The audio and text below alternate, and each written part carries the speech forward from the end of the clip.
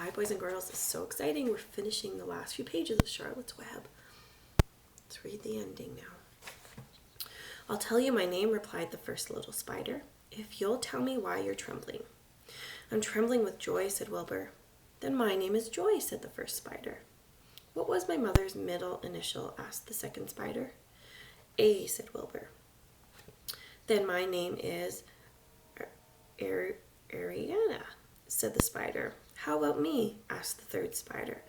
Will you just pick out a nice, sensible name for me? Something not too long, not too fancy, and not too dumb. Wilbur thought hard.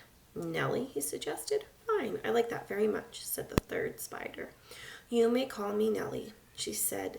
She daintily fastened her orb line to the next spoke of the web.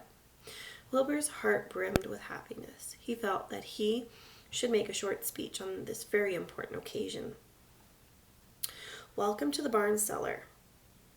Joy, Ariana, and Nellie, he began. You have chosen a hollowed doorway from which to string your webs. I think it is only fair to tell you that I was devoted to your mother. I owe my very life to her.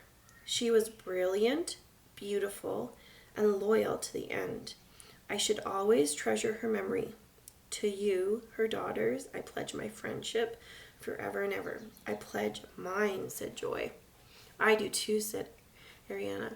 And so do I, said Nellie, who had just managed to catch a small gnat. It was a happy day for Wilbur, and many more happy, tranquil days followed. As time went on, and the months and years came and went, he was never without friends. Fern did not come regularly to the barn anymore. She was growing up and was careful to avoid childish things, like sitting on a milk stool near a pig pen. But Charlotte's children and grandchildren and great-grandchildren, year after year, lived in the doorway. Each spring, there were new little spiders hatching out to take the place of the old.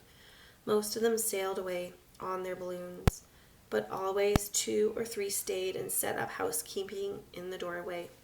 Mr. Zuckerman took fine care of Wilbur all the rest of his days, and the pig was often visited by friends and admirers, for nobody ever forgot the year of his triumph and the miracle of the web. Life in the barn was very good, night and day, winter and spring, spring and fall, dull days and bright days.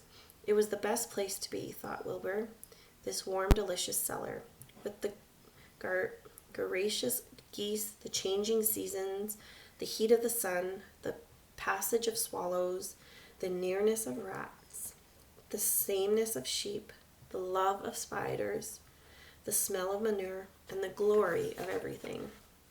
Wilbur never forgot Charlotte, although he loved her children and grandchildren dearly. None of the new spiders ever quite took her place in his heart. She was in a class by herself. It is not often that someone comes along who is a true friend and a good writer. Charlotte was both. The end.